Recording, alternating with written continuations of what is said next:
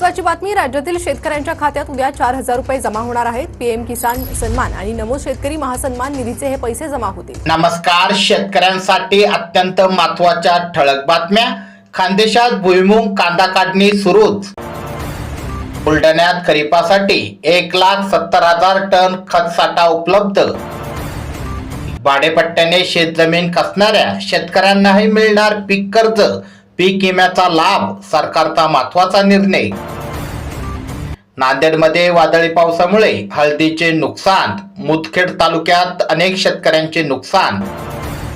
त्यानंतरची बातमी आहे छत्रपती संभाजीनगर जिल्ह्यातील शेतकऱ्यांची कुरचष्टा। 12 क्विंटल कांदा विकूनही दमडीही नाही, वरून 1 रुपया द्यावा लागला। यंदा खानदेशात संकरित आणि दादर ज्वारीचा कडबा मुबलक। शेतकऱ्यांचं उत्पन्न वाढवण्यासाठी भाजीपाला आणि फळ निर्यातीवर भर देण्याची गरज, कृषी मंत्री चव्हाण। नांदेड जिल्ह्यामध्ये गुरुवारी दुपारनंतर झालेल्या मान्सूनपूर्व वादळी पावसामुळे हळद वैरण भिजल्याने हातगाव लोहामध्ये शेतकऱ्यांची धावपळ। हिंगोली जिल्ह्यात खरीप हंगामात 4,07,000 हेक्टरवर पेरणी अपेक्षित। विदर्भ, मराठवाडा आणि मध्य महाराष्ट्रात पावसाचा इशारा।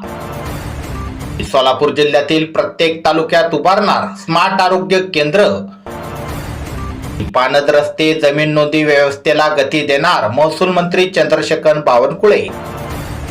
पश्चिम विदर्भात मान्सूनपूर्व पावसाची हाजरी। वादळी वारा आणि मुसळधार पावसाने सिंधुदुर्गात केळी बागाचे नुकसान।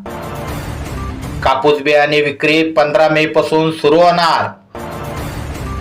KYC पूर्ण केलेल्या महिलांना 3 महिन्याचे एकत्रित लाडक्या बहिणींना मिळणार 4,500 रुपये एकत्र। अशाच प्रकारच्या शेतीविषयक महत्त्वाच्या ठळक बातम्या तुमच्या मोबाईलवर बघण्यासाठी आजचा चॅनल सबस्क्राईब करा। धन्यवाद।